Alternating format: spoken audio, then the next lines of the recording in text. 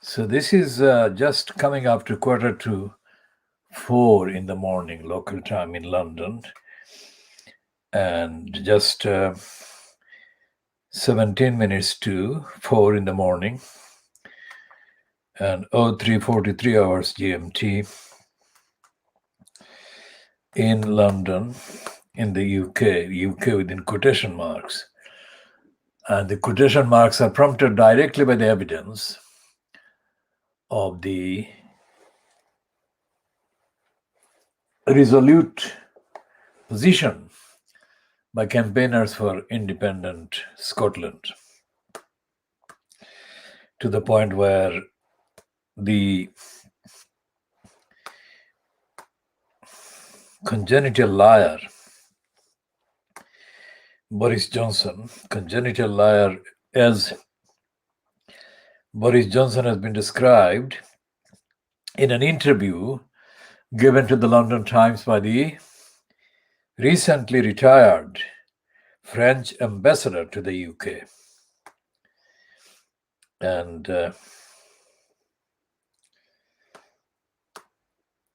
the behavior of Keir Starmer, who has murdered the Labour Party,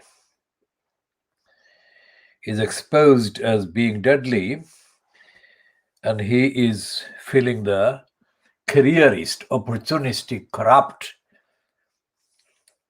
agenda-based pressures.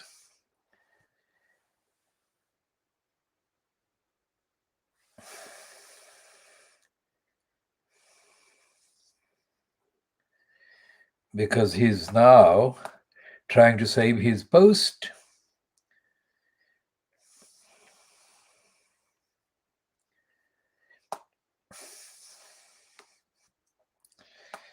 And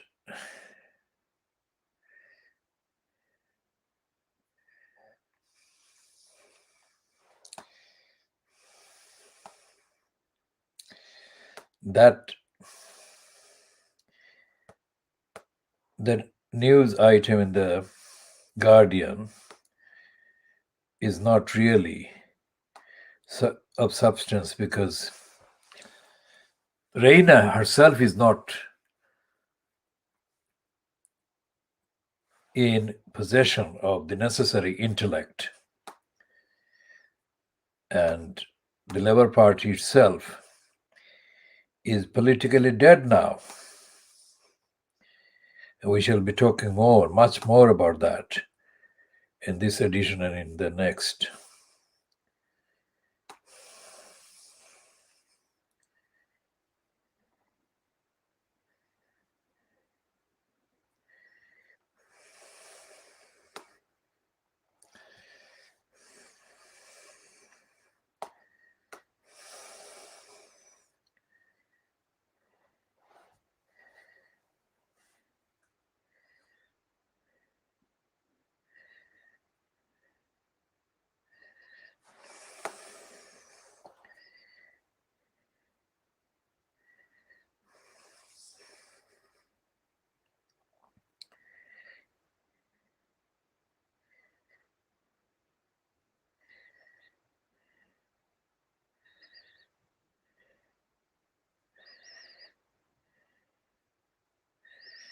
So there is a picture of a mummy swan with their baby children, baby kitten, baby ones in there. It's a photograph by Jason Bryant. Apex is the picture,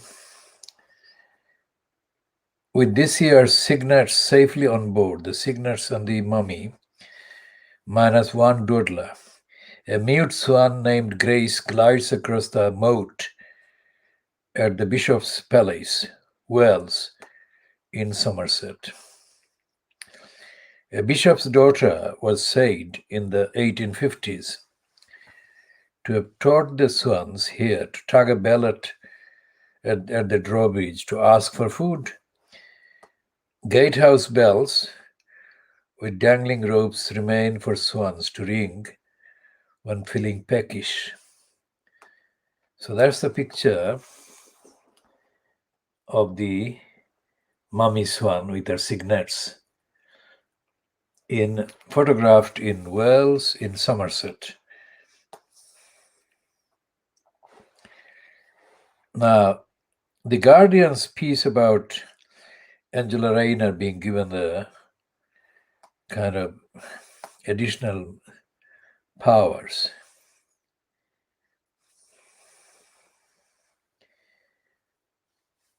by Starmer.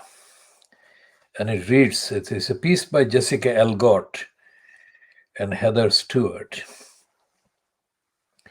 Keir Starmer handed his deputy, Angela Rayner, a major promotion last night after a day of fraught negotiations and power battles within the Labour Party. He sacked his shadow chancellor and promoted his close ally Rachel Reeves to the role in a move set to further inflame tensions with the party's left. Now, Rachel Reeves is a racist, corrupt conservative. And it doesn't have to be the left that is going to intensify opposition to Keir the crooked, lying Starmer. Rachel Reeves has always been a right-wing stooge and operative for the Conservatives. And the fact that Starmer has also begun the process of including in the so-called front bench some other right-wingers and racists and anti-Muslim morons doesn't show that the Labour Party, the corpse of the Labour Party, is going to deliver anything to society, let alone to the world. And we shall be continuing on that theme as we move forward with this campaign for accountability, for democracy, for ethics and morality. And we're going to talk about the criminals in Tower Hamlets who conspired to keep the actual corrupt post of elected mayor. And the crooked Mike Brook, the crook on the Archance East London idiotizer, gives credit to Lutfur Rahman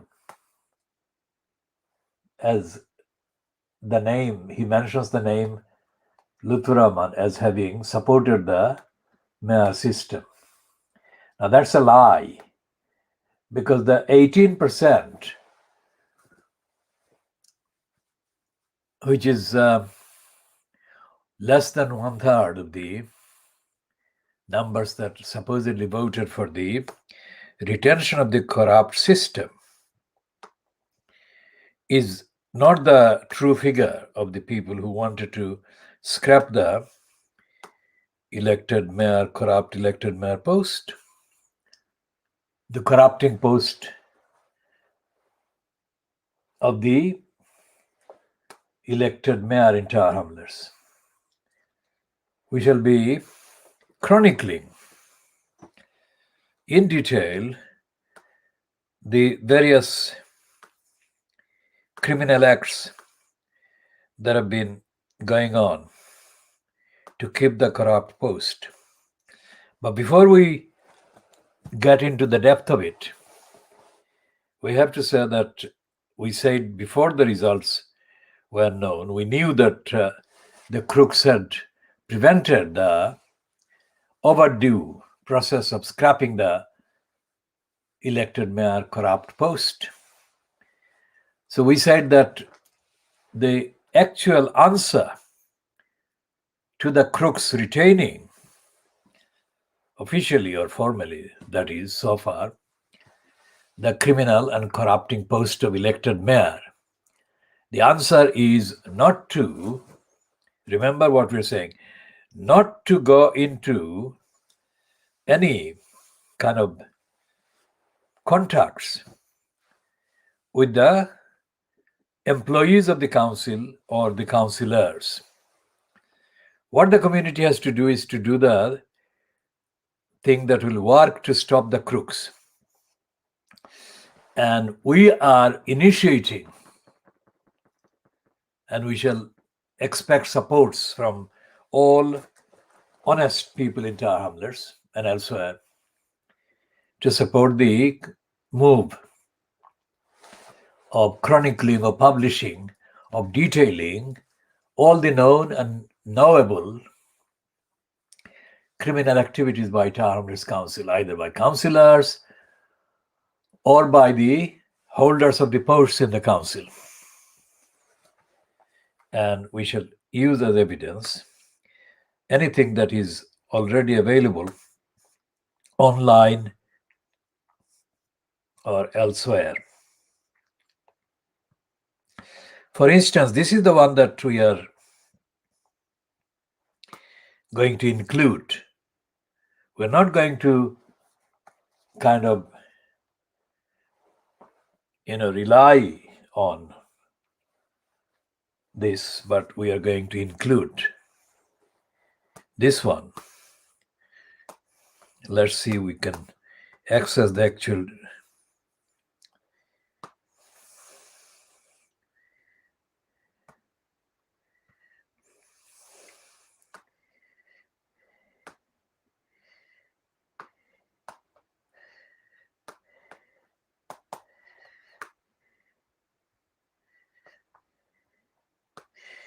We are looking for Isabella Freeman as a representative that is factually and evidentially representative example.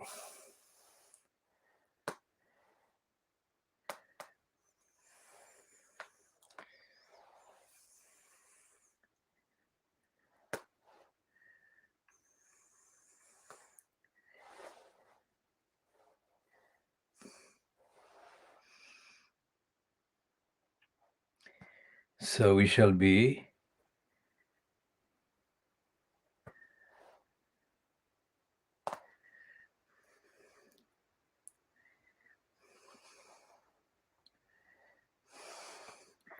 looking at the Isabella Freeman reference by Robert Neal.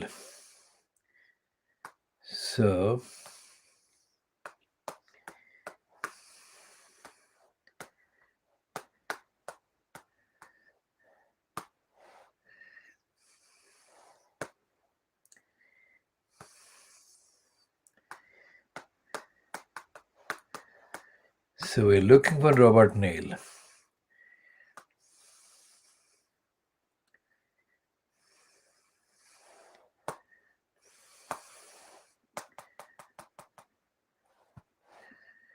Anyone watching this must understand that this is an world exclusive investigative channel and platform. So we are not here giving a scripted thing. This is live, literally live. And I'm looking live for the evidence that I'm looking for. Okay, so let's see what Robert Neal.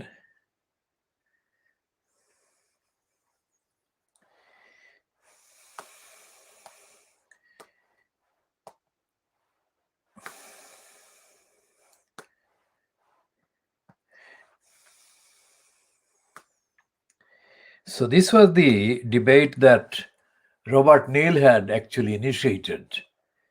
And it is dated here by the reporter, the records, the work for you, as dated 16th of January 2013. And we shall be coming to Isabella Freeman in a minute. Now, Robert Neal began his speech in the House of Commons debate on the 16th of January 2013. And it was held in Westminster Hall.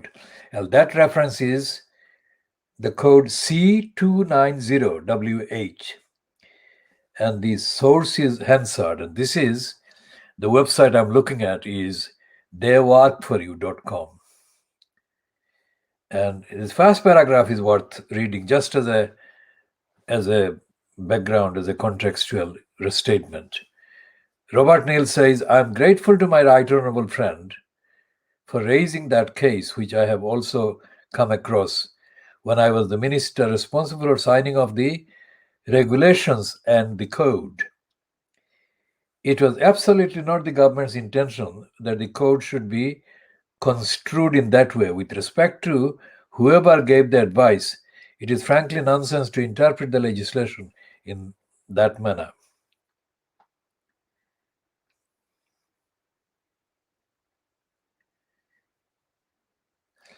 And he's talking about the legislation concerning local councils. And you should skip the kind of explanation about various varying degrees of interpretations. She'll go into the bulk of his statement, yes, where he says,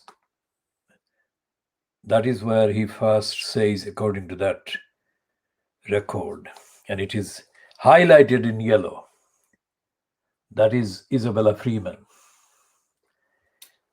And it says, the monitoring officer of Tower Hamlets, meaning Tower Hamlets Council, and meaning as at the date, which is 16th of January 2013, when he is speaking. That is recorded here.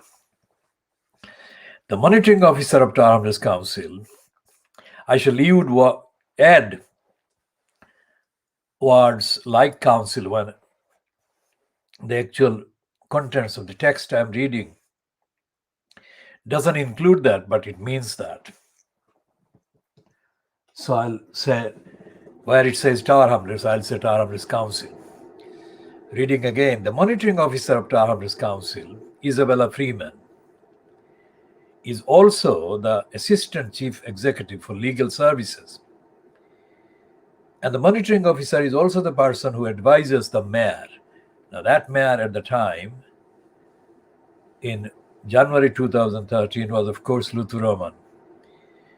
There is now a situation in which the monitoring officer, who advises the mayor and polices the regime, regularly investigates complaints by a member of the mayor's cabinet. Now, you see, there is a reversal of what normally should happen. The cabinet shouldn't be making complaints. Complaints should be made against the cabinet, against the mayor, and against the council. But here, Luthu Roman operated a complete reversal of what should happen. So Luthu Roman was complicit and actively engaged in dishonesty, if not outright criminality. So we shall continue the reading. There is now a situation in which the monitoring officer, who advises the mayor and polices the regime, regularly investigates complaints by a member of the mayor's cabinet. On the other hand, complaints against members of the group who support the mayor have not been taken forward for investigation. Read that again. There is now a situation in which the monitoring officer, who advises the mayor and polices the regime, regularly investigates complaints by a member of the mayor's cabinet.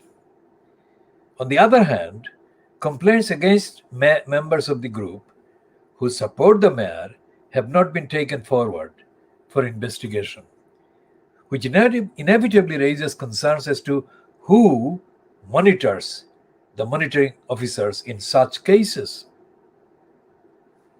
Question of audit, accountability, morality, transparency, accountability. Again, in that case, the monitoring officer is herself in dispute with her employer. That is true as well, because Isabella Freeman was suing Tower Hamlets Council at the time that she was the monitoring officer. the head of the legal services. Think about that.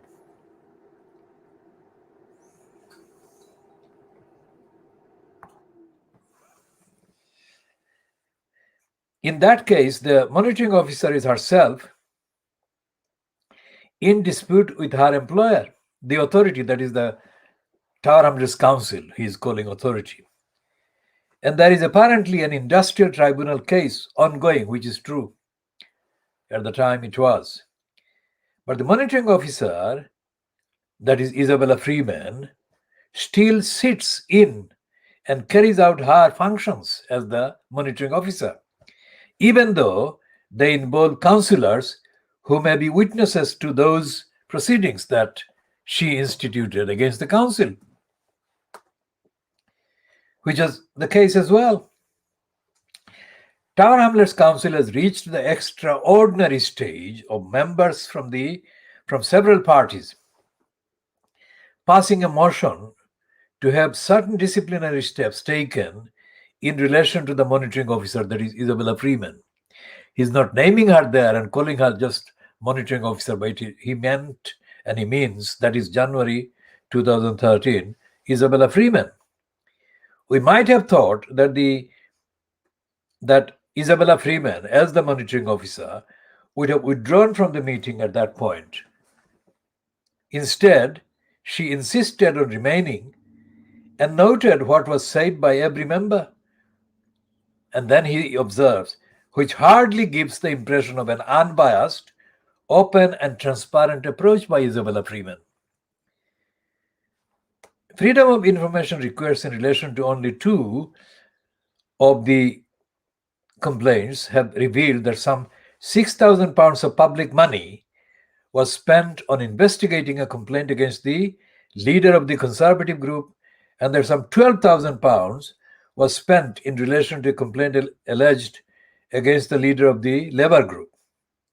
No such complaints have been taken forward in the same way against the group that supports the mayor. Now that was in January 2013. So he says, Robert Neal, that is in the same speech, that may be a particularly egregious example.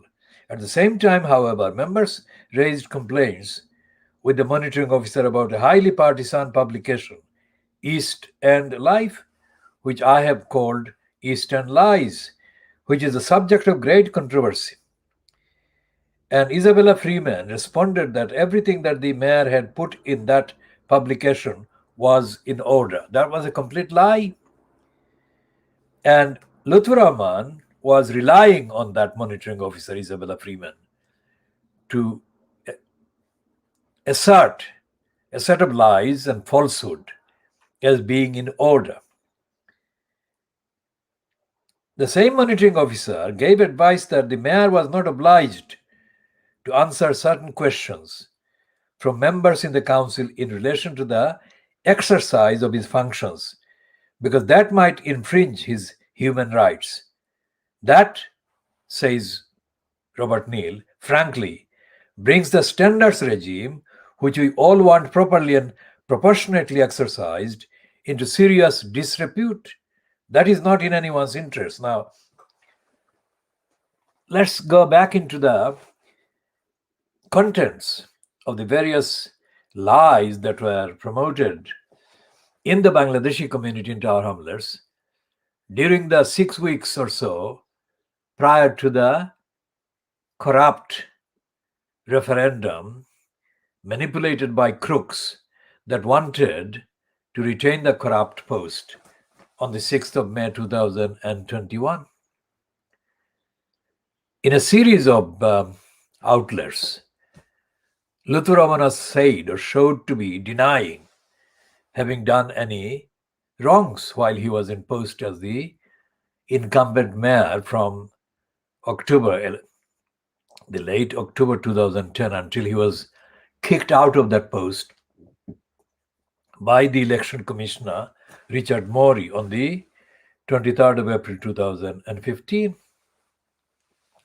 Now this speech by Robert Neal, dated the 16th of January 2013 is completely opposite to any such claim that can be justified and justifiably made by Lutfur Rahman or can be made by anyone on his behalf. Lutfur Rahman was evidentially abusing employees of the Tower Hamlets Council. Where and when the abuse concerned and related to Lutfur Rahman's own role and position in that post.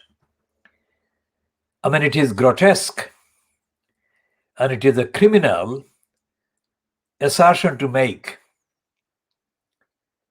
When Isabella Freeman was allowed by Lutfur Rahman to make a public statement to the council saying that Lutfur Rahman should not be asked questions, because if he answered questions, then that process, that fact of answering questions by him would infringe his human rights. So although the post was in place and Lutfur Rahman is in that post as incumbent, he was actually contradicting the existence of that post. Think about that. And that is how Lutfur Rahman behaved in relation to the law, in relation to the constitution, in relation to the duties he owed to the electors. Coming to the electors. In the publications, of course, limited to the Bangladeshi community in Tower Hamlets, mainly, the liars who carried that kind of series of lies by Lutfur Rahman and denials also circulated the lying statement by Lutfur Rahman that the post of elected mayor was directly responsible to the electors because the electors directly elected the elected mayor. What that meant was that the electors had the say in electing the elected mayor. That included, reasonably included, legally included, democratically included the right of the electors to ask questions.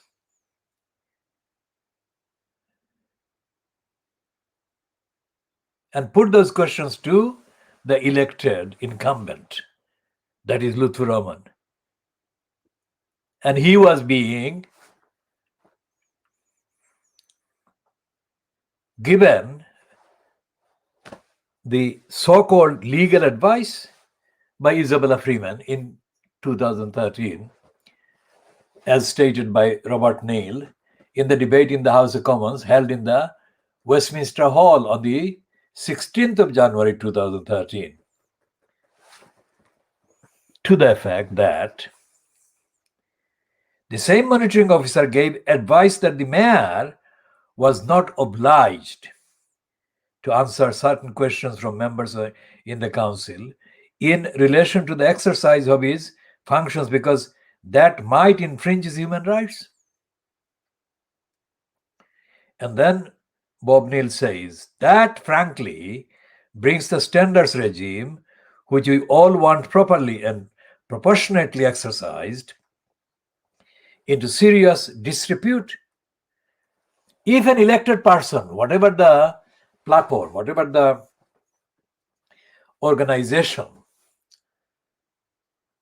whether it's the local council, whether it's the regional council, or whether it's the House of Commons, if an elected person refuses to answer questions from elected councillors, and by extension from the voters, of course, because to do so, that is, to answer questions, would infringe the human rights of the elected mayor or elected person refusing to answer questions. That automatically removes any claim that this is a working, legitimately elected post. That elected post is automatically annihilated, removed, abolished, scrapped by that behavior. Think about that. Now, these are the details of the criminality and the illegality and the denial of democracy and accountability that were taking place by Lutfur Rahman during the years he was allowed to be in that post. As I said, he never should have been allowed to be in that post whatsoever. And the fact that on the 6th of May, John Biggs, the one who is incumbent in the post now and has been since the 11th of June 2015, John Biggs never criticized the mayor post. So John Biggs was not, although he was put on the list as the candidate for the Labour Party or in the name of the Labour Party, John Biggs actually never criticized the corruption of the mayor post holder. What does it mean? It means that John Biggs was for corruption himself. And as we have said before, John Biggs is a proven liar and a racist on the record. So why do the archant criminals publishing this stupid, absolutely untruthful, alleged voting report about where the voters in Tower Hamlets voted? Because the voters didn't vote to keep the mayor post. Most of the voters and most of the votes were manipulated by a serial process of manipulation and lying. The overwhelming majority of the voters in the Bangladeshi side of the demography and the electorate are illiterate or subliterate and cannot understand most of the stuff that is written. So they have been influenced by the same kind of criminality and criminal distortion of Islam by criminal liars operating as alim and ulama and imams and similar, who have lied about Islam, saying that Islam requires that they voted or they should vote for this corrupt system because it would help re-establish and reinstall Lutfur Rahman in that post. And the Lutfur Rahman was being cited as the representative of Islam and Muslims. All of these are lies, but these did happen. The fact that there were lies did not stop them happening. And we say to those who have actually found that the numbers of people recorded as having voted against the mayor system is far smaller this time as compared to the 39% that was recorded in 2010. They should not give up if they actually genuinely believe that the corrupt mayor system should be removed. We can have absolutely unlimited numbers of items of evidence to bring home to the ordinary people verbally. Because of their subliteracy and illiteracy in the main, we can use the verbal modes and tell them that these are the criminality or the series of criminal acts and abuses committed by Lutfur Rahman during his period as the incumbent mayor. And these are the lies and racism by John Biggs. Now, many of the councillors who have been in post as councillors since the removal of Lutfur Rahman have not experienced directly as councillors the obstructions that Lutfur Rahman created, because they didn't have the contacts and the communications with the permanent staff in the council who distribute various communications about the formal business that the councillors are still allowed to engage in and participate in, although only as extensions, only as stooges of the current incumbent, that is John Biggs. Personally, John Biggs has been a corrupt, antisocial, racist, liar and manipulator. And John Biggs has not, as I said before, criticized or questioned or challenged anything about the post of mayor. Now, how did John Biggs, somebody, a corrupt, racist, liar like John Biggs, happen to be now for the 6 calendar years in post of mayor in a borough like Tower Hamlets, which has got significant members of the electorate that are descended from Bangladesh or originate from Bangladesh? Because a racist liar like Biggs is not fit for a population, for an electorate such as the one in Tower Hamlets. And the answer is as follows. Because of the corruption organized and operated by political forces, corrupt, crooked, criminal political forces based in Bangladesh, through significant active participants based in the population in Tower Hamlets, the loyalty, the allegiance of these operatives actually lies with and is linked to the criminals in Bangladesh. And those criminals want John Biggs to be in the post. Those criminals don't want democracy in Tower Hamlets. And that is the first part of the explanation.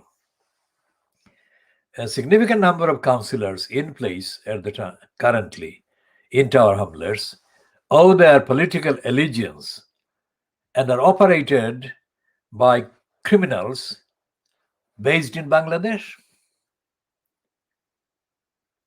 And these councillors, although they get the votes of the people based in Tower Hamlets, they think they don't owe the obligation to these voters here to represent the voters. And secondly, most of these councillors themselves are intellectually deficient and not read at all, let alone well read. And their main vocabulary, their main terms of references are based on vocabulary and terms of reference, the social, political so-called references are based on those that have been borrowed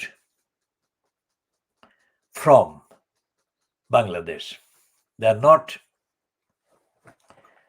These councillors don't know about the general mainstream of political events that take place in Tower Hamlets or in the UK, and they have no idea about the history of the struggle by ordinary people for democracy.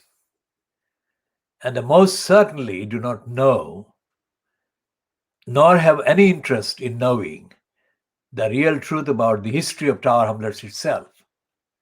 For example, the fight by the Tower Hamlets, one of the boroughs that was merged into making Tower Hamlets the borough, Poplar, The fight 100 years ago in 1921, the fight for the rights of the electors, the ratepayers in Poplar, the fight that was fought by the Poplar councillors.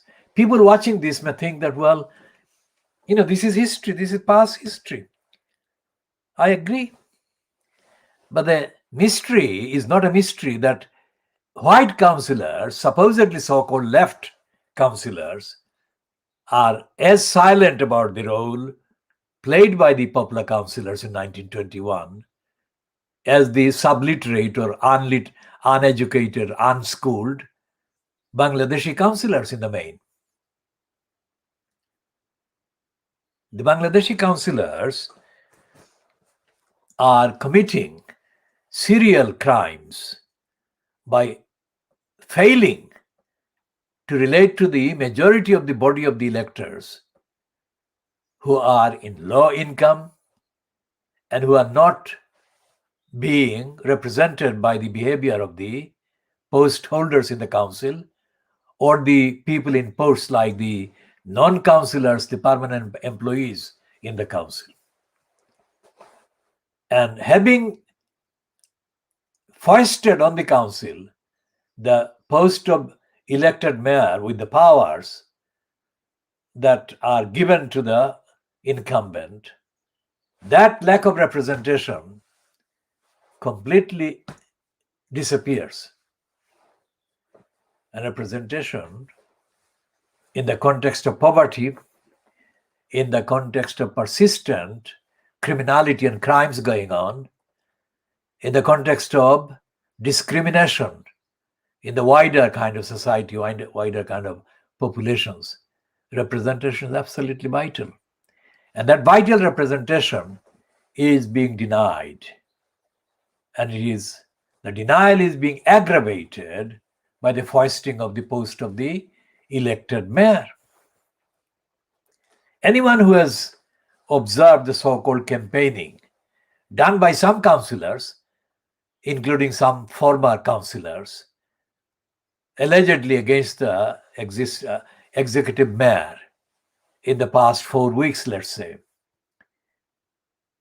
they may not have noticed kind of directly, but if I tell them, the observers, people who have watched this, then they will notice it. These campaigners, so-called, didn't talk about the main issues that I'm talking about. They didn't talk about corruption. They may have mentioned concepts and terms that amount to a slight awareness on their part of corruption and abuse. But they didn't really talk about the unfitness of the elected mayor post, unsuitability of the elected mayor post on the basis that there should be transparency, end of corruption, and proper delivery and accountability and service to the electors and the community and the individuals that come into contact with the council daily. Why didn't they do that? Why didn't they talk about those factors and issues? And the answer is that they, too, were not keen, genuinely keen for democracy, for accountability. Why? Because they have never been involved in campaign for democracy. They have been part of the kind of small groups or cabals dealing with their own negotiations about who would get the career spot when and where. And that's what they have been prompted by and linked to, which is why they don't communicate with real democratic campaigners or campaigns. Now, I organized 11 years ago the Bangilar campaign. Bangilar is a Siloti word, which means that they are smashing, they're breaking down the existing fragile, although fragile, but there existed a kind of democratic basis in the council before the council was foisted on and was lumbered with this elected mayor post. So I said, by imposing this mayor post, they're breaking up the democratic base. So that is Bangilar in the Siloti language, and the Siloti kind of didactic analysis. And it is that campaign that has been consistent, and it has been represented by the action program, daily action program by the Kudilar campaign, because the Kudilar campaign is the main action program among many hundreds of action programs of the movement defending the community in and from the East End of London. So we have been campaigning on the facts, on the evidence, on the law, and on the criminality, and on the implications for the whole community of having a corrupt post and a corrupt post holder in the name of the community. Because there is, once a mayor is in post, councillors don't exist. Because the mayor has got undefined and kind of explained bulk of powers and discretions. Shall come to the powers and the discretions again in the course of this particular edition, and we shall be doing the same by way of updates in the editions that follow.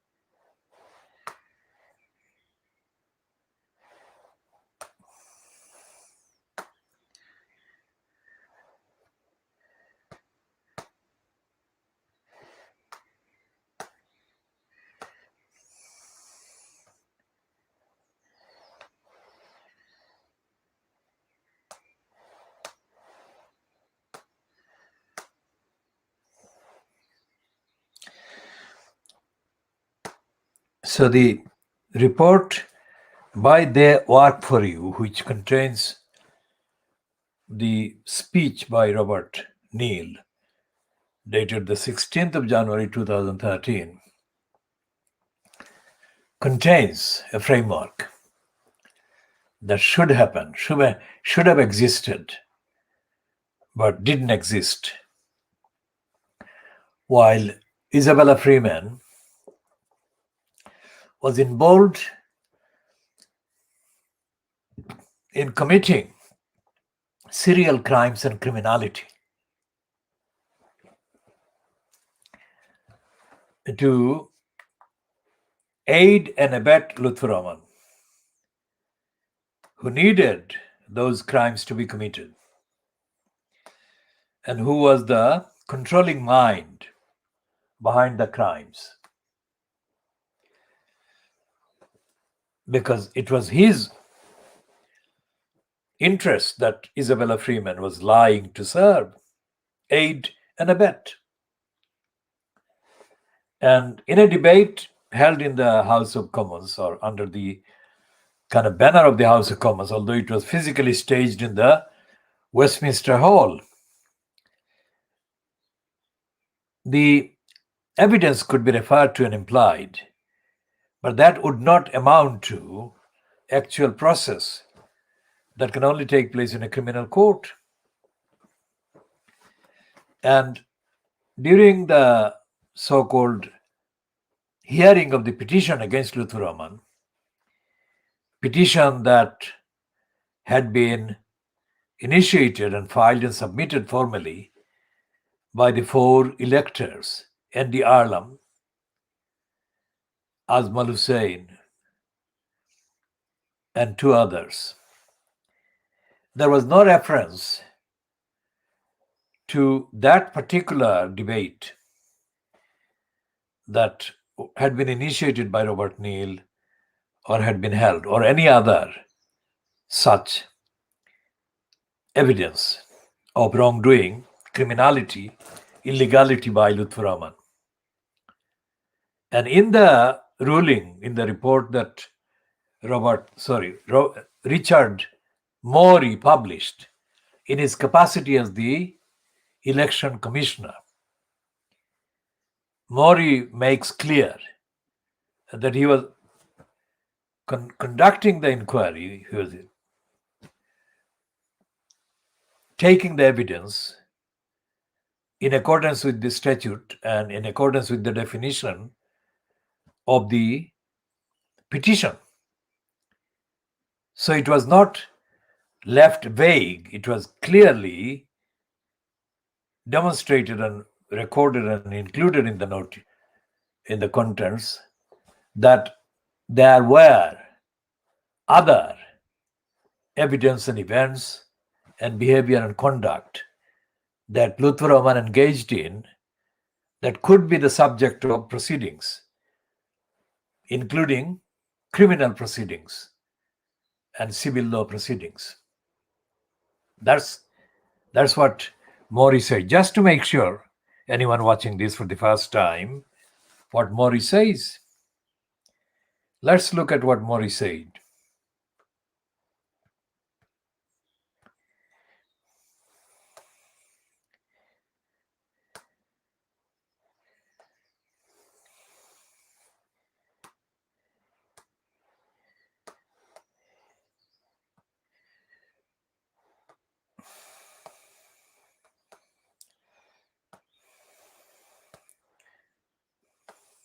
So there are 12 items on the website that contains these reports. 12 items immediately that contain court rulings and court records, formally published, not the actual behind the scene records.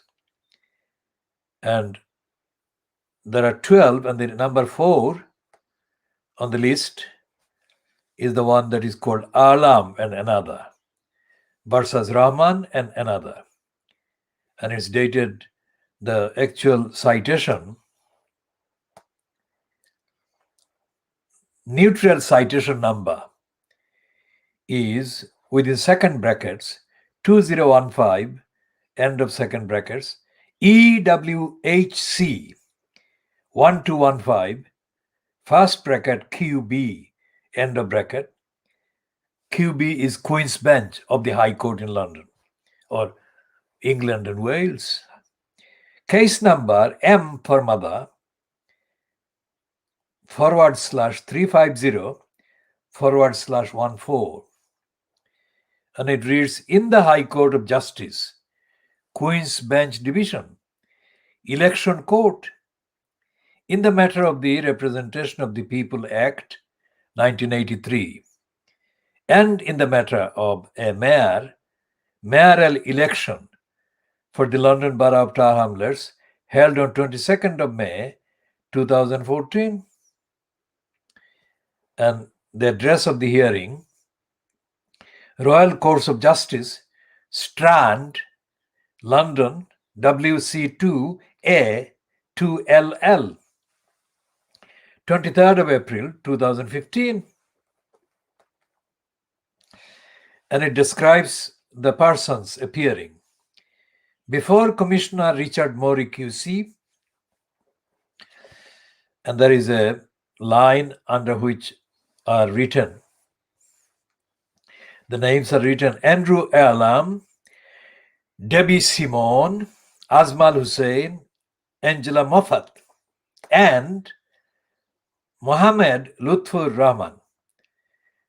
John S. Williams, returning officer. And underneath that is Francis Hoare, H-O-A-R, not W-H-O-R-E, but its pronunciation is the same, Francis Hoare, and Catherine Halleck of counsel. That is, of counsel refers to licensed law traders that style themselves as barristers, for the petitioners. And Duncan Penny QC and Michael Bailey of counsel for the first respondent, that is Lutfur Rahman. Timothy Straker QC and Dilpreet Danwa of counsel for the second respondent. Now Dilpreet is a Punjabi name. Dilpreet is Punjabi, Danwa may be Punjabi, but Dilpreet is definitely Punjabi name. Hearing dates 2nd of February to 13th of March 2015 and 24th of March 2015. So the hearing took place from 2nd of February to 13th of March. Remember, this is the day, this is the period, 2nd of February to 13th of March, during which the three Bethnal Green schoolgirls were reported, first time reported on television in this country by the media, as having crossed into Syria through Turkey. More on those schoolgirls. But the relevance to the dates is important. Now, this is the hypertext version of the judgment. And what we have to look for is the reference to his remit, what he says he's looking at and what he says he was not looking at.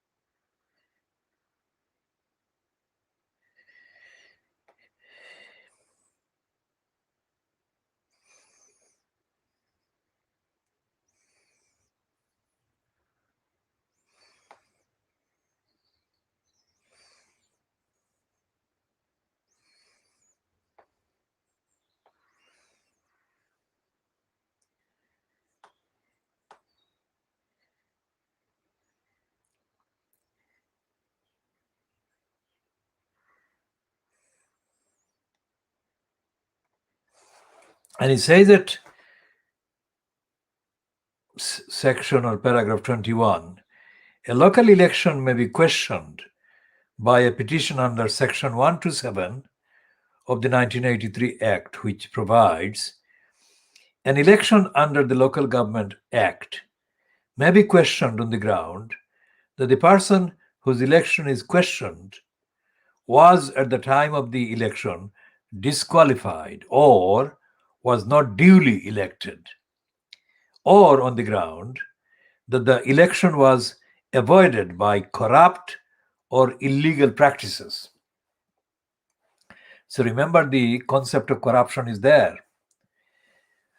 The concept of corruption is there because in the claims published by the corrupt so-called ethnicity-linked media, peddling the lies on behalf of Lutfur Rahman that he did not corrupt, he did not commit any corruption, and he was not found guilty or responsible for any corruption.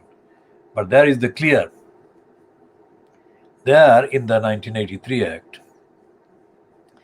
the clear inclusion of corruption as the provision under which the election of the election concern may be questioned, that is legally questioned, challenged, or on the ground that the election was avoided by corrupt or illegal practices, or on the grounds provided by section 164 or section 165 below, and shall not be questioned on any of those grounds except by an election petition. And then he says, Richard Morey, in this case, the court is not concerned with the first two grounds set out in section 127 for setting aside an election. That is, for declaring that Lutfur Rahman's election on the 22nd of May 2014 was void, was not valid. In this case, the court is not concerned with the first two grounds set out in section 127 for setting aside an election, namely, the fact that the candidate was disqualified or the fact that he was not duly elected. Although it could rightly be said that any candidate whose election can be set aside for any reason connected with the election was not duly elected. In practice, this provision is largely confined to cases where, on re-examining the votes and removing on the ground of formal defects any votes previously admitted, the candidate ceases to have a preponderance of the votes. Neither of these grounds was raised in the current petition. Remember what Mori is saying, that he is only considering the grounds raised in the current petition, the petition that is in the name of Andrew Arlam, Debbie Simon, Azmal Hussain, and Angela Moffat.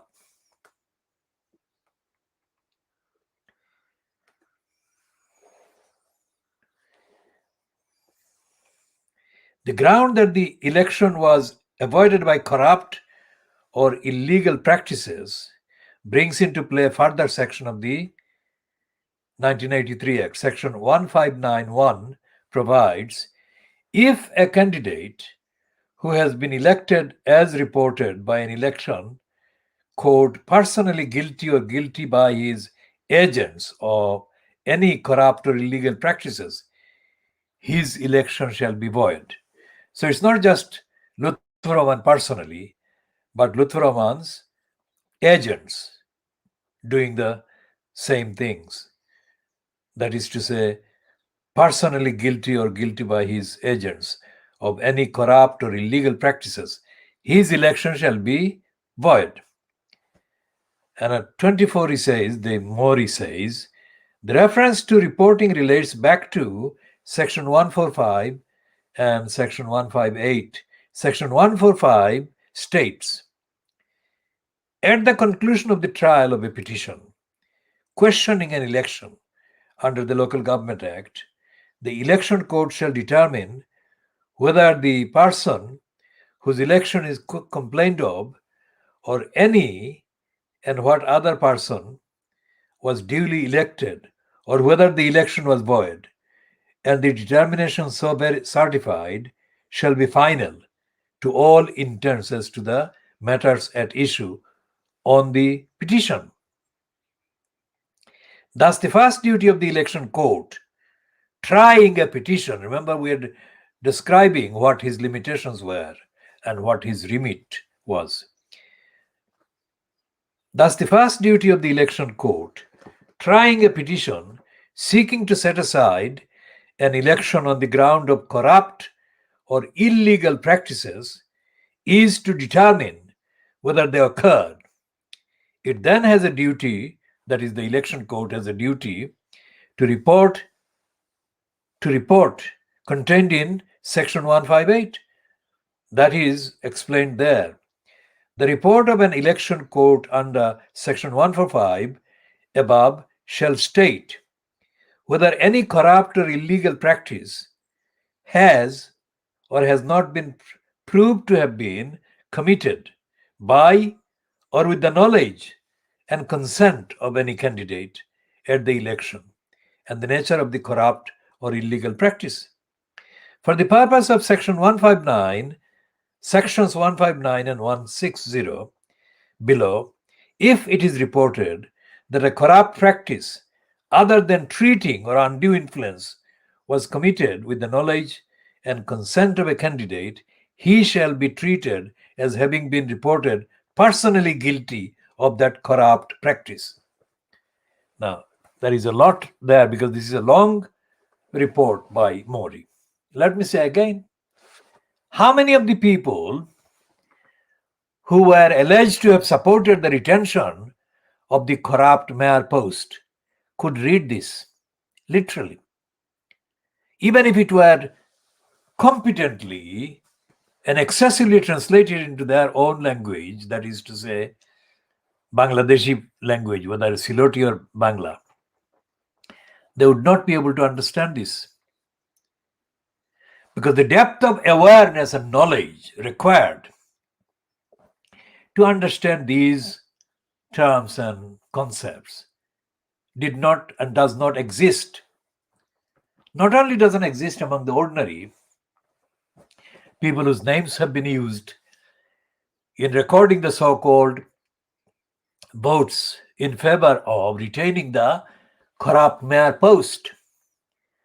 That kind of knowledge is not even present in some of the known and identifiable members who claim to be supporters of retaining the mayor post and are also apparently enjoying licenses to trade as lawyers or law traders. That evidence exists. So when the campaigners against the mayor system claimed that they were campaigning, they were not campaigning about this. They were not campaigning anywhere near referring to these or anything else that are available on the records of Lutfur Rahman's behavior, criminal behavior, illegal behavior, and the criminal and illegal behavior by Isabella Freeman or by anybody else who was advising him, whether as employee of the council or whether as a contractors. In any campaign that was supposed to scrap this corrupt post had to have all the evidence before the people being asked to support the scrapping of the mayor post. None of this was done.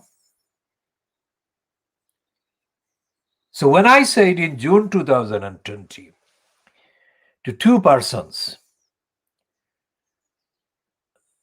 one was a former councillor Khalesuddin Ahmad, and the other one was Mushtaq Ashkar, who is a businessman in Popla, who appeared on a number of programs along with me on an online program, satellite program. No, online program, not this one, but another one.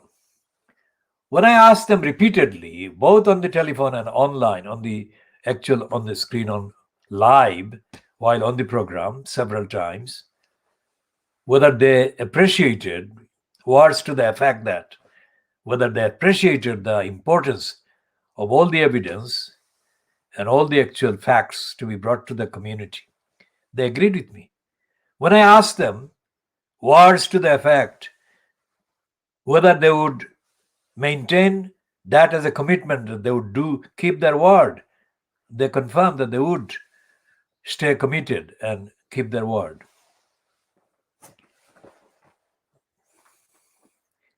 And then they requested me to set up petitions online, both in the House of Parliament website and elsewhere.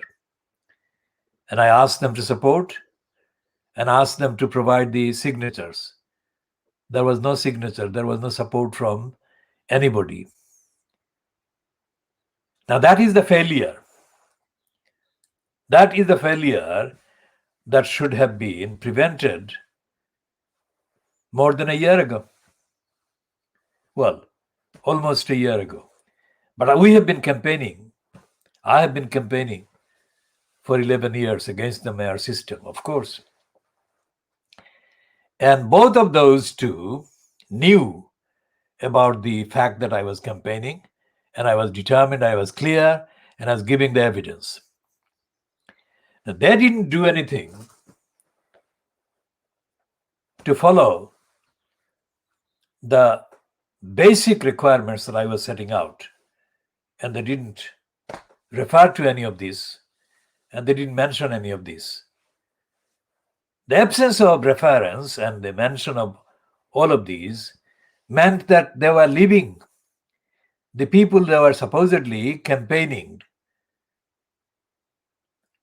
to persuade. They were leaving those people ignorant of the most important aspects of the campaign against the elected mayor. These aspects are contained only in the Khudilar campaign and only in what I have been saying. Nobody else has said that.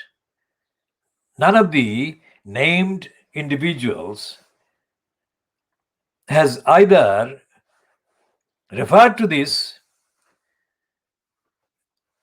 nor acknowledged what I have been doing, and they have not referred to the same things that I had done in their own way. They haven't.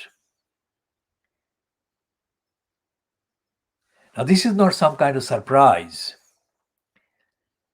Without giving the actual evidence and without showing how criminality can be committed, is committed, was committed, and will be committed by an unaccountable, immoral, elected mayor post and post holder, there cannot be any reason for people to vote against it, because there is no reference to why the system should be changed. Now, I have been campaigning for council democracy, for parliamentary accountability, for transparency, and the same in the media, same in politics, same in the context of local councils, parliament, etc. For longer than any of these people have been alive biologically. And it is impossible to emphasize the strength and the power and the uniqueness of the evidence that I have represented and I do represent in support of the arguments.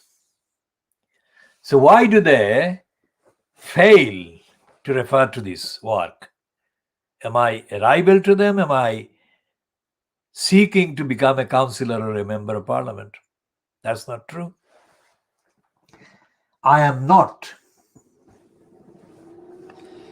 And I have set out the reason why, because the work that needs to be done, society needs to be done, cannot be done by being an elected councillor or elected mayor or elected member of parliament. The work is far more demanding and far more specialized and requires far more dedication and commitment than any elected post holder has the time or the resource or the option or the opportunities to even attempt to do.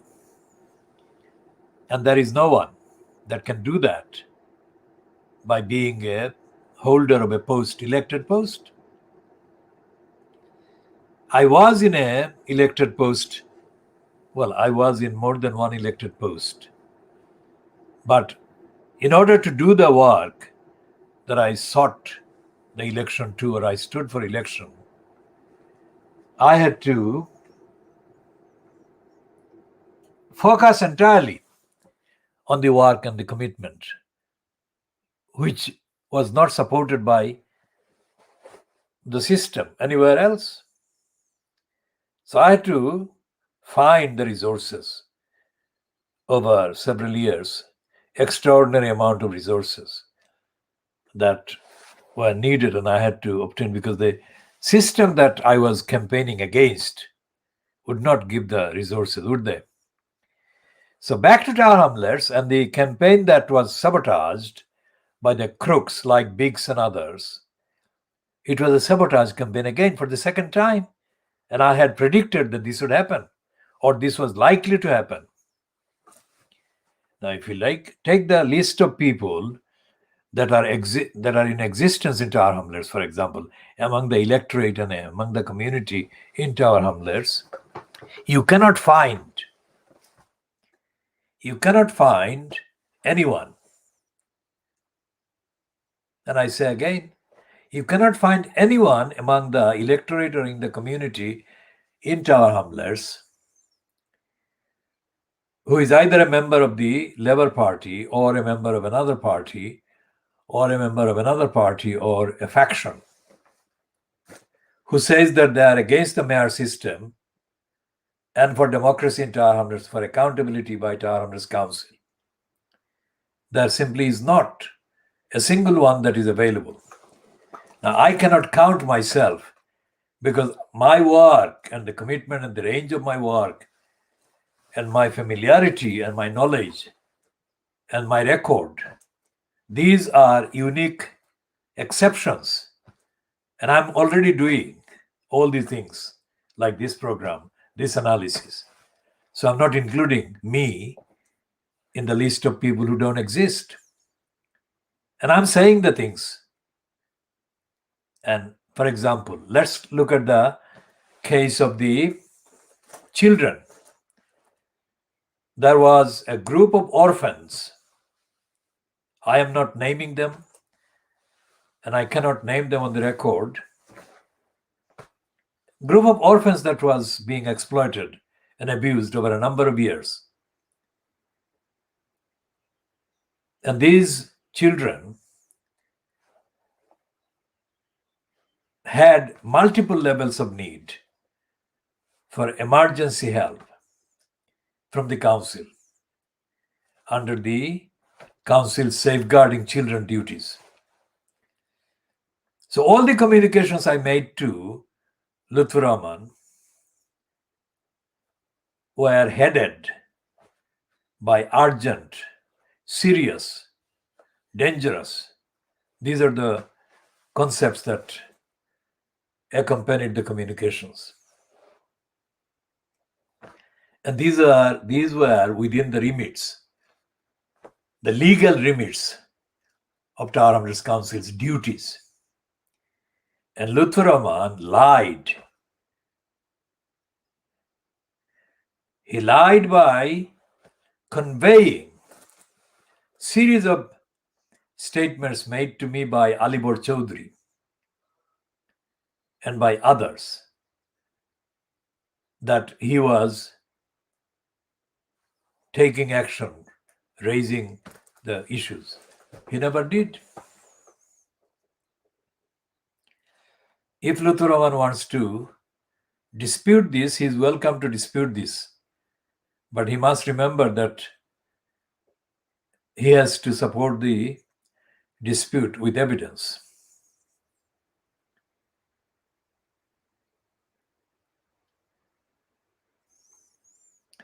And this intentional lying by Lutfur Rahman can be extrapolated to cover hundreds of other cases where the Tower Hamlets Council owed duties of care and safeguarding vulnerable people, vulnerable children. And Lutfur Rahman neglected all of those particular ones that he did neglect. So as an elected mayor post holder, why did Lutfur Rahman think that he was accountable to the voters? On what basis? On what criteria was he accountable? And on what evidence was he accountable? The answer is that he was not accountable. The answer is that he did not intend to be accountable. And the answer is that the existing councillors that were in place at the time divided into two, those who supported him because of the faction and those who didn't support him. Those who didn't support him did not necessarily oppose him. There are two concepts there. They didn't support him, but they didn't oppose him either. And one of the reasons why they didn't oppose him is in the speech that Robert Neal made. Robert Neal made the point in his speech, as recorded by Hansard, dated the 16th of January 2013, that complaints against Lutfur Rahman were not being taken up by or followed by the monitoring officer Isabella Freeman. So the other councillors who didn't support Luthu Rahman would not waste their time and resource by making any complaints against Luthu Rahman and his regime, because they knew that those would not be followed up. And secondly, the complainants might in fact end up being harassed and complained against by member of the cabinet of Luthu Rahman. The member in particular was Alibor Chaudhry, who was used or abused by Luthu Rahman. So these are the facts. And these facts are not known because they are available publicly in a document or a number of documents. These facts are only known to dedicated, continuous, sustained kind of campaigner and advocate. That is me. And the people who said that they were campaigning against the Mayor system were completely in ignorance of all of this. And most of them, if not all of them, lacked the moral commitment, the intellectual ability to engage in these facts, establishing these facts and investigating the behavior of Luthu Rahman. In post,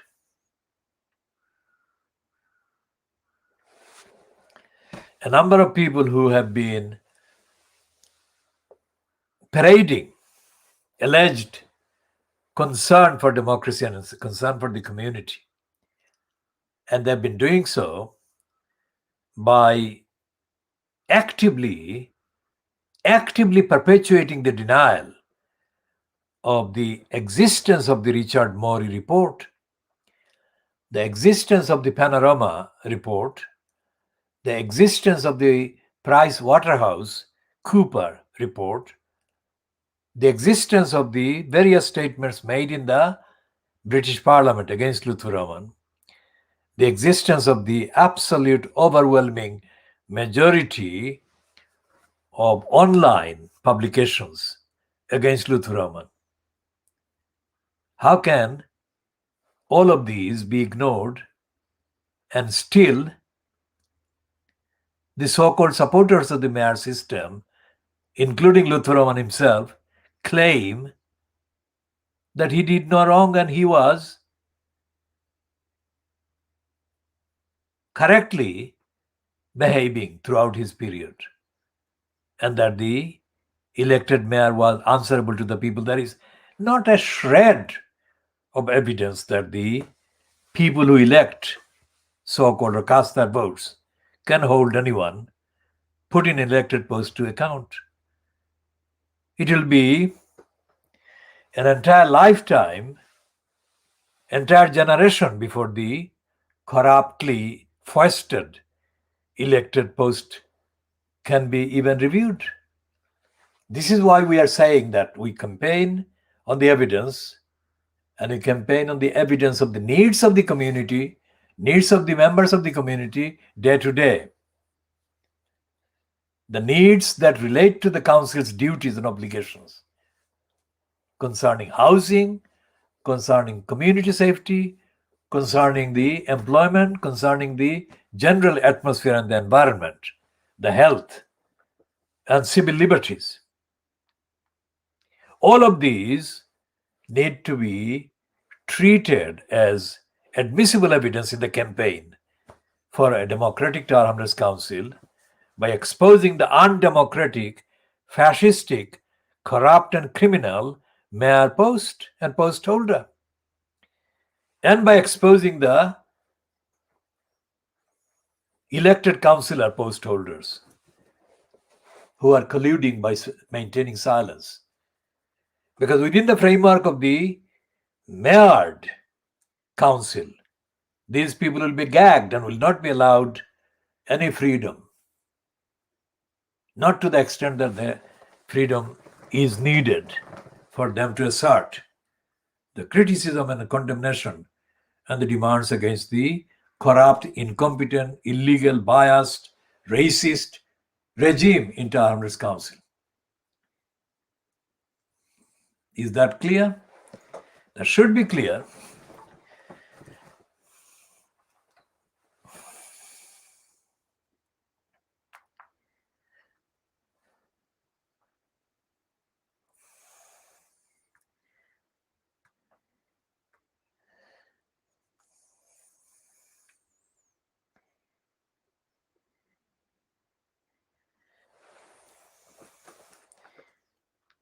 Anyone who is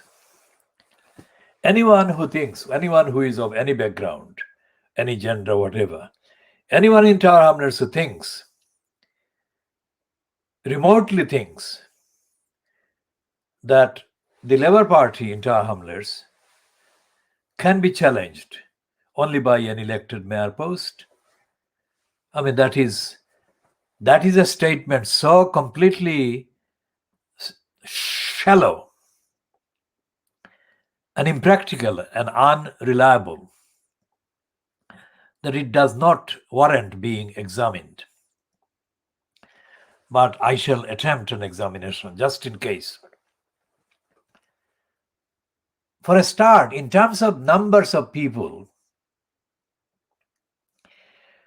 who were manipulated to vote for the retention of the corrupt system of mayor, a large number, substantial number of people came from that or those wards, council wards in Tower Hamlets, where John Biggs has paraded his racism and assured a number of racist voters that he is their hope. So he has been personally identified as the mayor and the likely mayor candidate. So they voted for the retention of the system as part of their retaining a platform for someone like John Biggs, who is a racist. And these people are racists. So what chance is there of challenging that kind of setup? Because most of the Labour Party's racist members and decision makers in Tower Hamlets belong to that group. And they would never vote for anyone from the non-white or Bangladeshi kind of background or from any other background connected with Asia or Africa as the origin or the ancestral origin. So there is no way that another party other than Labour Party, like the Conservatives, would have any chance of getting any of their candidates elected in the demography that exists in Tower Hamlets. And there is no chance of the Lib Dems doing that either. So anyone who thinks that the mayor system offers a real, practical, realistic kind of mode or medium or platform to challenge Labour Party in Tower Hamlets is not living in the reality.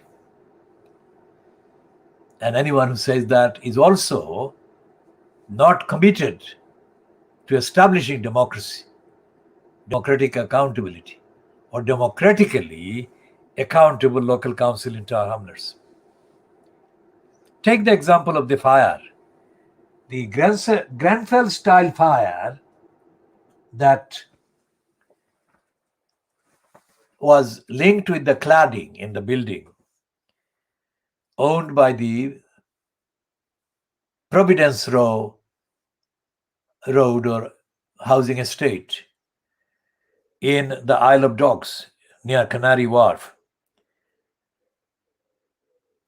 Must know that that was not just the fault of the proprietors, the builders, the constructors. That was also the fault of the local Tower Hamlets Council. Because Tower Hamlets Council, independent of who owned the building, whether the leaseholders owed the money for the safety or the removal of the cladding or not, it didn't matter. Safety and safeguarding had to be at the top of the list of priorities. And Tower Hamlets Council didn't do anything. Well, it didn't do what was needed to get rid of the cladding. It didn't. So, for the current incumbent in the post of mayor, the crook, the liar, John Biggs, to appear online or on television saying anything critical about the owners is not the same thing as the council having forced the removal of those dangerous claddings years before. Now, that's not the only example. The murder, the three murders, let's say, the murder of the child, 5, 6 year old child in the Myland Park, the murder of the woman in her 80s in the Bow area in July 2020, and the murder of the young mom in the Bardet Road. All of these due to unsafe buildings and structures in Tower Hamlets.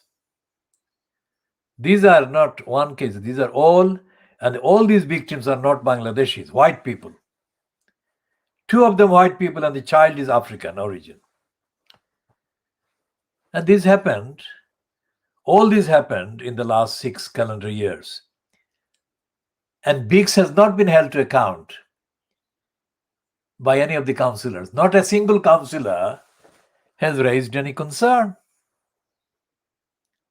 And these are among the councillors who have been claiming that they have been campaigning for the removal of the post of elected mayor. Absolutely unbelievable.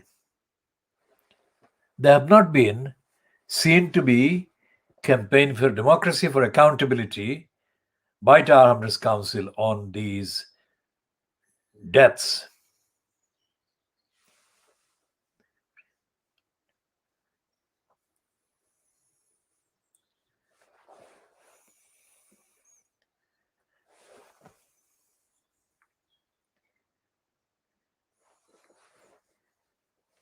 They have not been.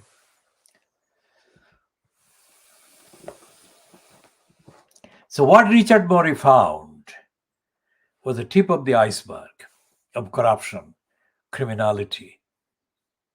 The extent of the actual criminality goes far beyond. So, we shall look at the Price Waterhouse thing.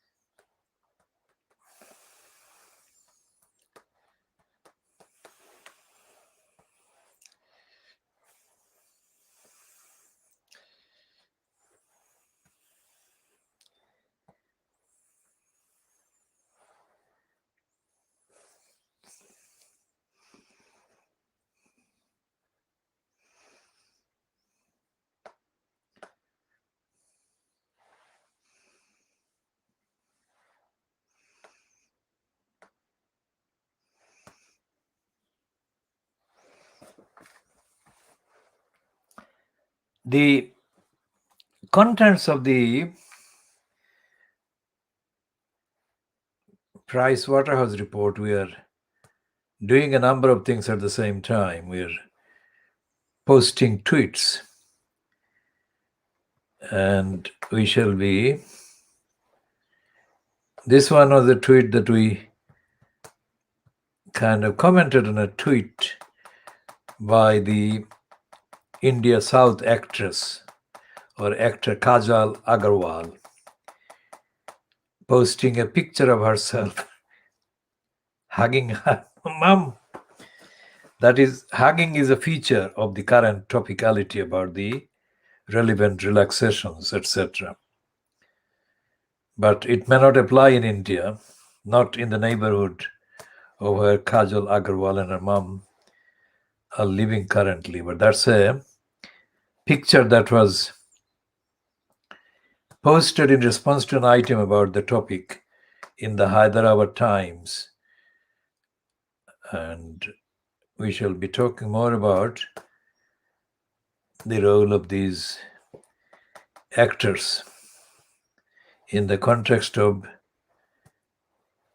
Modi unleashing the massacre of so many millions of Indians, massacre and infection of so many hundreds of thousands and millions of Indians. So the Price Waterhouse Cooper report on Tower Hamlets.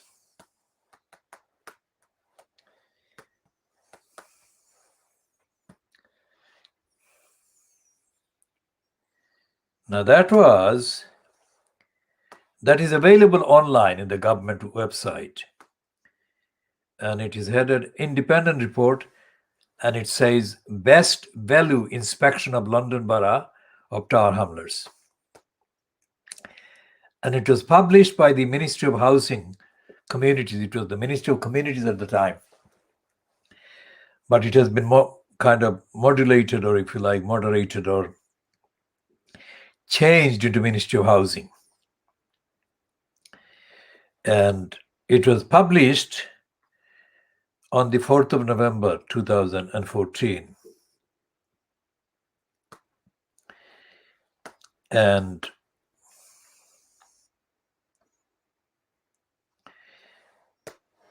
the summary and conclusions is what we shall be reading.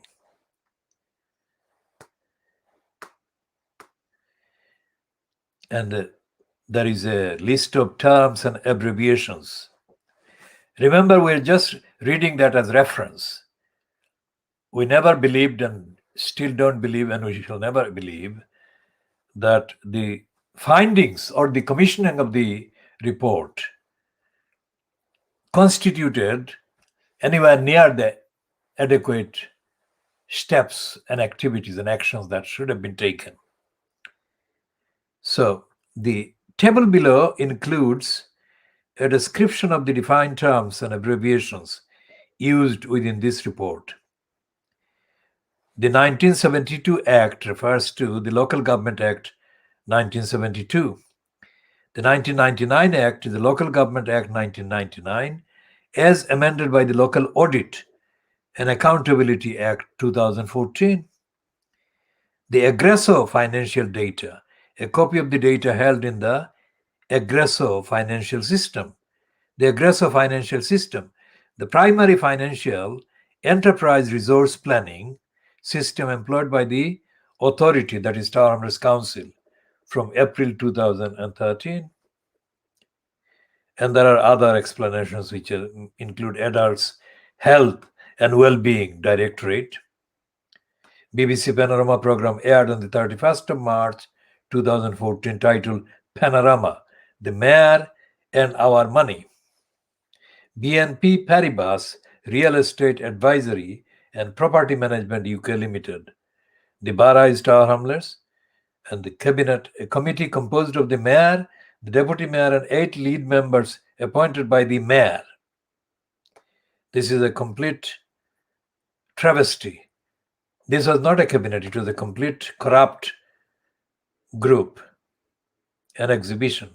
And there are a lot of other abbreviations. Now, the introduction to this PricewaterhouseCoopers report reads, by a letter dated the 4th of April 2014, PricewaterhouseCoopers LLP was appointed by the Department for Communities and Local Government to carry out a best value inspection pursuant to Section 10 of the Local Government Act 1999, as amended by the Local Government Local Audit and Accountability Act 2014.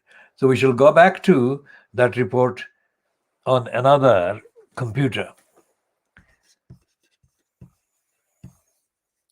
so that we can cite more accessibly the relevant contents that we are focusing on.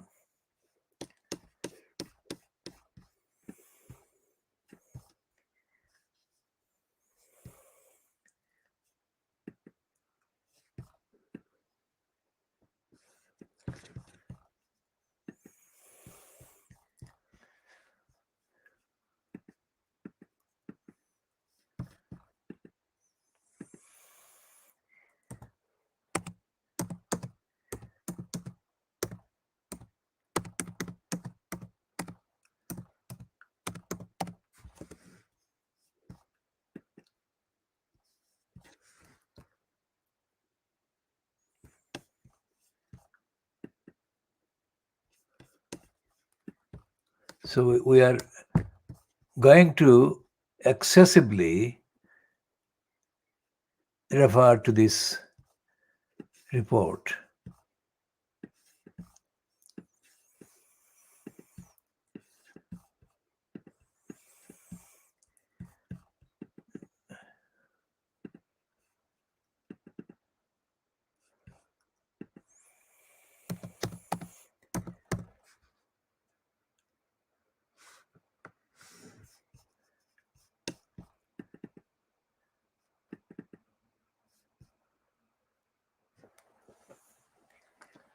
Okay, so this is the reference to the authority. That is, authority is to be interpreted as a reference to Tower Hamlets Council. So the Tower Hamlets Council's payment of grants and connected decisions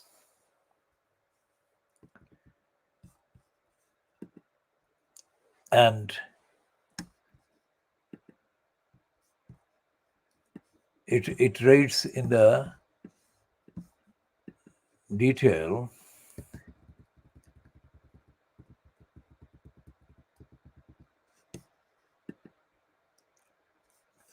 So it refers to mainstream grants, that is payment of money by the council, 2012 to 2015. And it has got items there.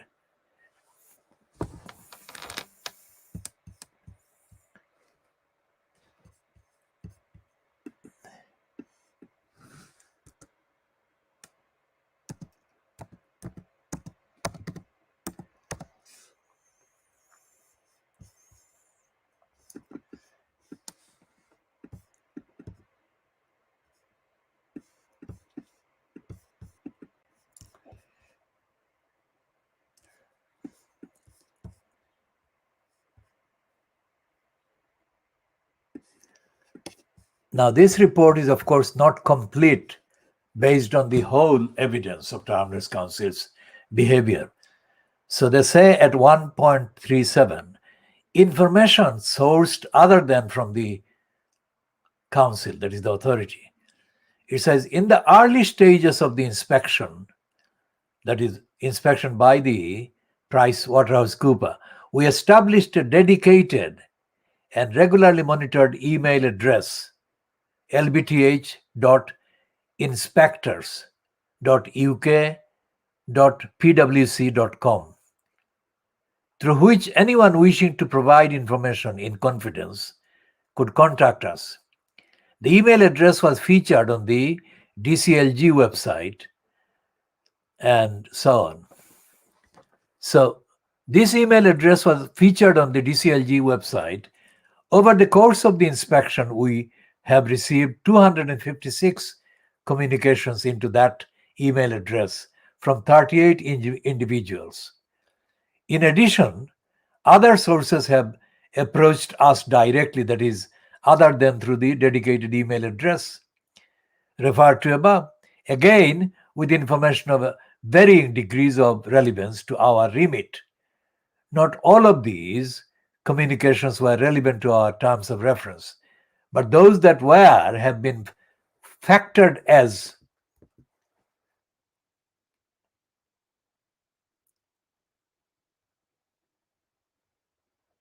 appropriate into our approach.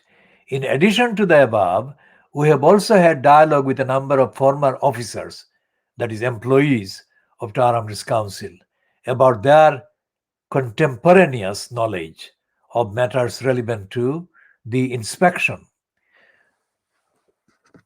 And let's read a bit more on that.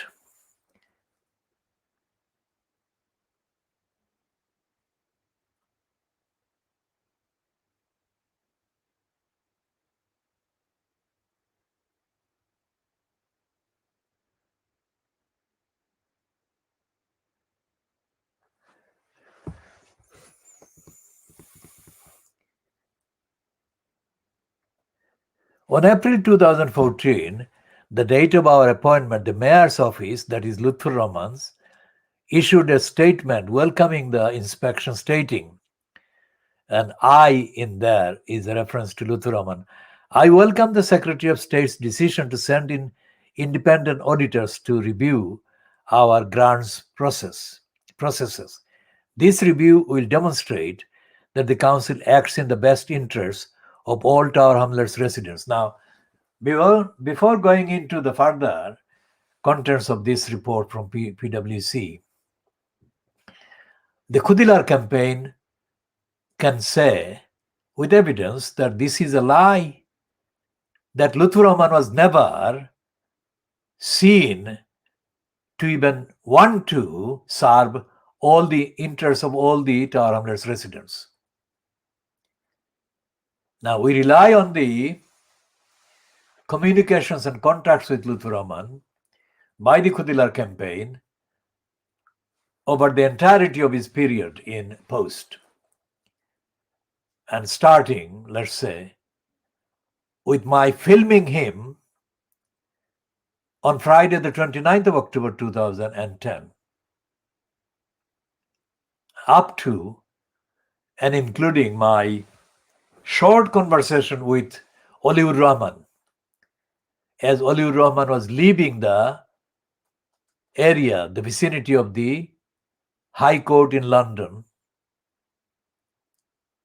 after the publication of Richard Morey's report on 23rd of April 2015.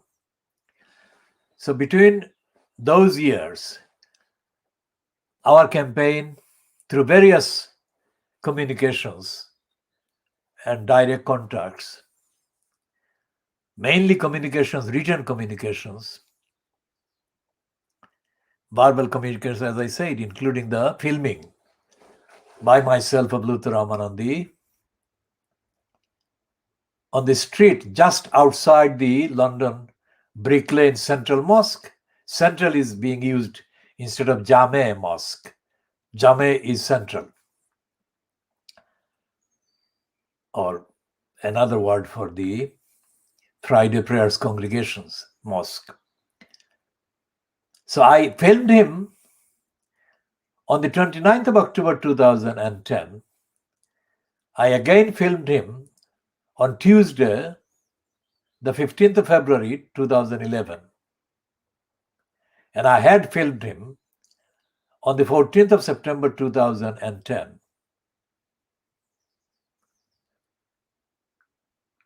And I spoke to him several times, and I met him at his request on the 20th of September 2012.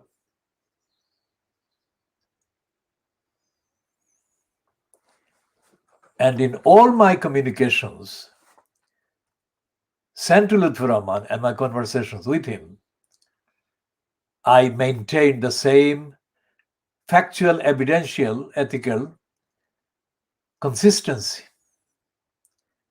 And Lutfur Rahman never, ever in those communications either queried or disagreed with me, let alone make any assertion that he had any right to question the veracity, the authenticity of what I was saying about his duties to investigate, look into, act, and stop the criminality, corruption, illegality that were taking place under his knowledge. In addition to those, I had more frequent communications with Alibor Chaudhry, who kept repeatedly stating the assurance that he was authorized by, requested by, told by, asked by Lutfur Rahman to communicate with me on his behalf, Lutfur Rahman's behalf.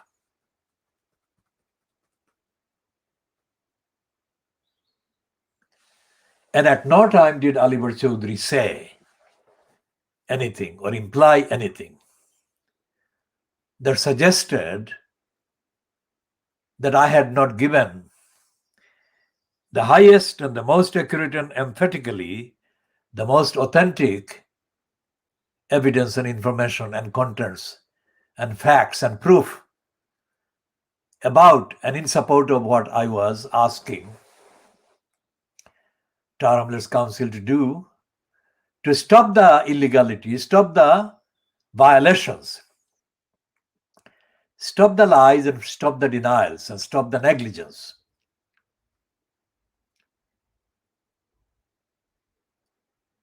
When, as I have said, a few months after Lutfur Rahman and Alibor Chaudhry were banned by Richard Morey on the 23rd of April 2015, I had an accidental or unplanned kind of meeting with Alibor Chaudhry in Brick Lane.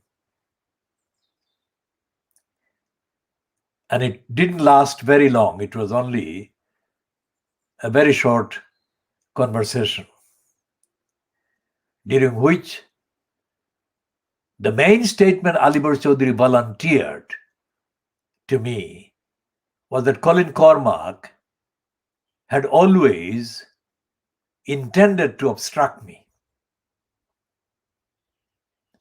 and didn't want to do what he was obliged to do, he was promising to do, but he never did over a very long time, entire period of that incumbency by Lutfur Rahman in that post. Now, I have to say about Colin Cormack that Colin Cormack had been in contact with me. Colin Cormack had been in contact with me. Remember how long it had been going on over the same issues, starting in April 1996. So April 1996 to 2006 is 10 years, and another 4 years is 2010,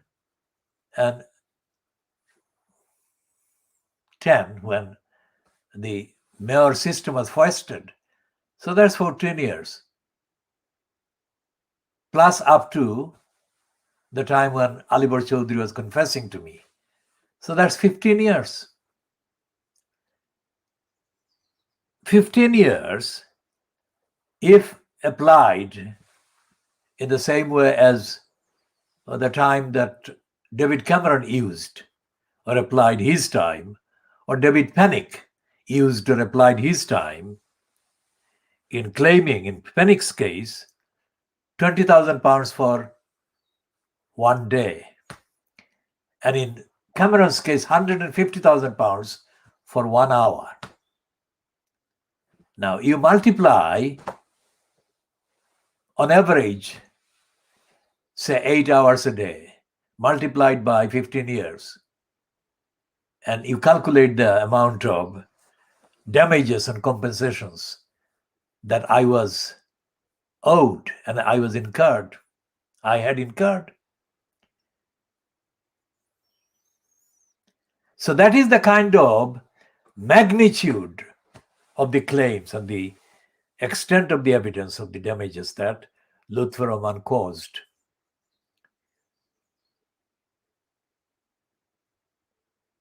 And no campaigner, including Abbasuddin Halal, Khalesuddin, Mushtaq Ahmad, or anybody, could begin to get to that point of evidence, direct engagement. So that he didn't campaign to end the mayor system, even to the power of 1% of what was needed. That is to say, provide the evidence and refer to the evidence of the wrongdoing and corruption and criminality and fraud, deception, dishonesty by Lutfur Rahman and his operating personnel in post. In the immediate aftermath of his getting in, Lutfur Rahman got involved with the controversy within Tolerance Council as recounted by Andrew Gilligan and as partially reported by Ted Jory. Andrew Gilligan reported on his blog and partly in other Fleet Street newspapers. And Ted Jory reported in his blog and partly in the newspapers that he was employed on at the times concerned. Lutfur Rahman did not succeed in getting any of those substantial reports by either Andrew Gilligan or Ted Jory overturned. So that is evidence, which is on top of the evidence about the Price Waterhouse Cooper report and the statement made by the incumbent in the post of Secretary of State at the time. The various statements, including the substantial statement made by Eric Pickles on the 4th of November 2014, and of course the Richard Morey report and the findings. Lutfur Rahman did not succeed in overturning any of the facts asserted by any of those people. Now, did the so-called campaigners against the elected mayor system even know about all of this? And what reference did they make in their so-called campaigns? And what was the substance of their so-called campaigns? Two of the people that Lutfur Rahman got involved with controversies about were one man called Lutfur Ali, not Lutfur Rahman, Lutfur Ali, and the other was Aman Dalmi. Now, Lutfur Ali was compromised and he was exposed in the reports that Andrew Gilligan published. And it was a short affair, that is to say, his being identified as one of the controversial kind of elements that Lutfur Rahman was trying to abuse his position as mayor to elevate. So Lutfur Rahman found himself with the fact that Lutfur Ali was unable to continue and he resigned. So Lutfur Ali's resignation brought to an end that part of the controversy that was beginning to afflict Lutfur Rahman's regime as the elected mayor incumbent. Then there was this Aman Dalby. Now, later, that is in August 2013, I met Aman Dalby. So that was 3 years, the fourth calendar year. And Aman Dalby turned out to be as dishonest, as corrupt, and as crooked as he could be. And we shall come into further details about Aman Dalby later, in later editions. But Aman Dalby was perpetrating a series of lying that had been uttered by Lutfur Rahman in front of me. Lutfur Rahman would say, this is a pattern. I would sit on the tokenistic kind of part of the room while Lutfur Rahman was having a meeting, so-called mayor's cabinet meeting. I would sit on the chair. I would be one of the very few people there in the chairs, that is. And Lutfur Rahman, before the meeting, would come to me physically and give me a visible salute so that other people observing would know that he was showing me, quote, respect. Now that was Lutfur Rahman's way of giving out the message that he showed respect to me, which is not something that was difficult to justify or expect. He owed me respect, but that's not why he was doing it. He was doing it because he wanted to prevent my activities against him. He suspected that I would do things against him. I never had any intention to do any harm or damage to his career or the position. As the evidence shows, everything I said to him was out of kindness and giving him opportunities to do what he could do to stop the wrongdoing by the employees in the council. That he didn't do that then implicated him as being the main wrongdoer and the controller of the crimes that I was trying to stop and prevent and ask him to stop being done by others. So we shall be talking more about Aman Dalby and the other criminals and how Lutfur Rahman completely messed up Tower Hamlets and messed up far more than he can ever calculate the extent and the magnitude of the damages he has caused by that. He can never, ever in his whole life.